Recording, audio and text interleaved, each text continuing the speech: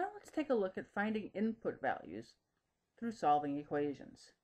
So let's go back to our Celsius Fahrenheit example. So now I've written the function. Instead of writing it as c evaluated at f, I've just written c equals. So in this case, it's c equals 5/9 multiplied by the quantity f minus 32. And what I would like to do is find f when c equals 20. So now notice I don't know what f is, but I do know what c is. So I'm going to substitute in 20 where I saw the c. So you'll notice that gives me 20 equals 5/9 multiplied by the quantity f minus 32. So here's where I put my 20, right there. Now I need to solve the equation. Now I could solve the equation by distributing the 5/9, and some of you might prefer to do that. I happen to notice when I distribute the 5/9 that it's going to give me fractions throughout, and I actually prefer to get rid of the fractions. And so I happen to see that I have this 5/9 multiplied by the quantity, and so I'm going to multiply by its reciprocal just to cancel out the fractions. So I multiply by 9/5, and so I get 20 multiplied by 9/5 on the left, and then I get 9/5 multiplied by the 5/9 multiplied by the quantity f minus 32.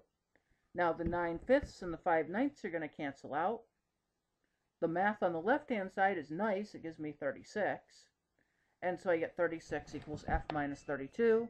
And when I solve, I end up getting 68. And so I get f equals 68. I didn't, but I probably should have said, oh, interpret this. And I actually wrote that out for us. So what I've learned is that 68 degrees, and that would be 68 degrees Fahrenheit.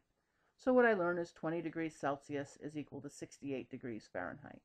One of those fairly common ideas that you've probably heard before. Let's take a look at another example.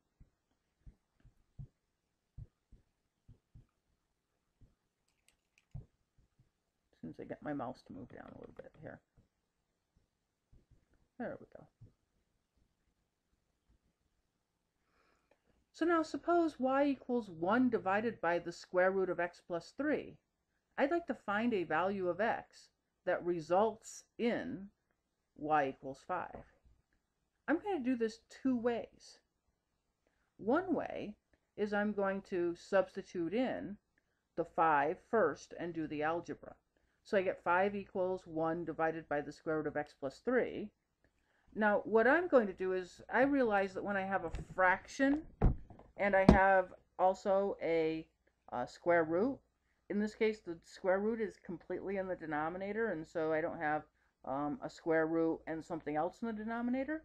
What I'm going to do is I'm just going to square both sides. And that's a legitimate step to do as long as I do it to the whole side. So what I'm going to do is I'm going to square 5, and I'm going to square the entire right-hand side fraction. So when I square 5, I get 25. When I square the other side, I get 1 over x plus 3.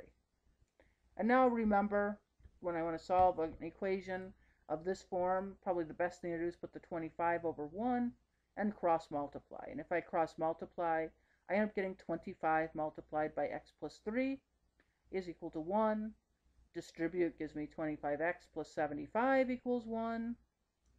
Subtract 75, so I end up getting 25x equals minus 74. And then when I divide and solve, I get minus 74 over 25, which happens to divide out evenly. And recall again, we've had some of these conversations. I'm not a big fan of decimals. If it does come out even, decimals are okay. So in this case, we get negative 2.96. I'll take that okay. And I'm going to check it by using my calculator. And the calculator I know is going to give me the decimal. So remember, if I were going to use this and do this in my calculator, I would go to my y equals screen, and I would make my y1 equal to 5, and my y2 equal to 1 divided by the square root of x plus 3. And you'll notice I actually put this on the screen, on the paper, the same way you would enter it in the calculator. So you would remember to need the parentheses around the x plus 3 in your y2. And then I use the intersect function on the calculator. And when I do the intersect function on the calculator, it ends up giving me that x equals negative 2.96. And so I can notice that I have a check on my answer.